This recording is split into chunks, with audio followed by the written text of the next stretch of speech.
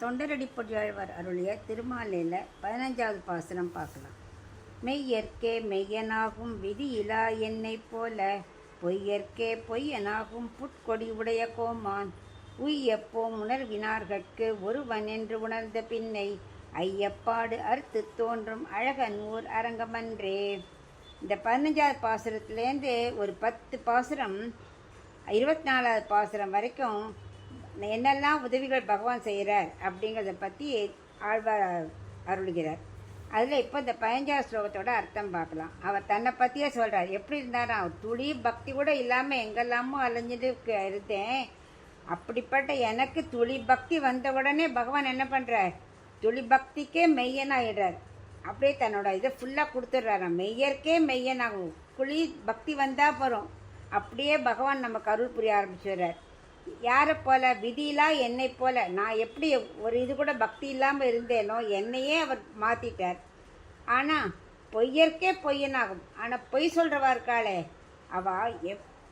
அவள் பொய் சொன்னால் ஒரு பொய் இல்லை, பொய்யற்கே எவ்வளோ வேணால் பொய் சொன்னாலும் அவர் பொய்யனாகும். அவர்கிட்ட பொய்யாத்தான் இருப்பார் பகவான் அப்படிங்கிறார் ஆழ்வார்.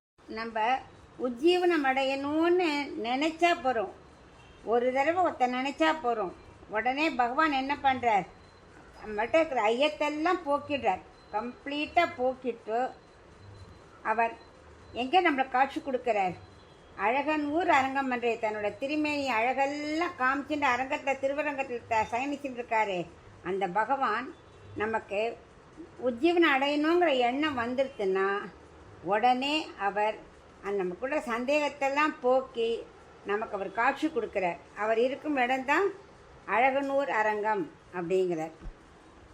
நமக்கு என்ன ஐயப்பாடு நீங்களும் தெரியுமா, 24 தத்துவங்கள், ஒரு ஜீவாத்மா, எல்லாத்துக்கும் மேலே ஒரு பரமாத்மா. அந்த 26 தெரிஞ்சுட்டா போகிறோம். ஜீவாத்மாவுக்கு மேலே பரமாத்மா, அவர் தான் எல்லாத்தையும் நிர்வகிக்கிறார் அப்படின்னு அந்த புரிதல் வந்துட்டா போகிறோம். ஏன்னா அவர் அவாப்த சமஸ்த காமன், அவருக்கு எதுவுமே தேவையில்லை. நமக்கு கொஞ்சம் புரிதல் வந்தாலே போதும், ஐயப்பாடெல்லாம் நீங்கிடும். அவர் எங்கே காட்சி தரார், திருவரங்கத்தில் காட்சி தரார். அவரோட திருமேனி அப்படியே தரிசிக்க நமக்கு உள்ளத்தில் அப்படியே ஐயமெல்லாம் நீங்கி பகவான் நமக்கு நல்ல மெய்யற்கே மெய்யனாகும், பக்தி வளரும்படி ஆக்கிடுவார் அப்படிங்கிறார்.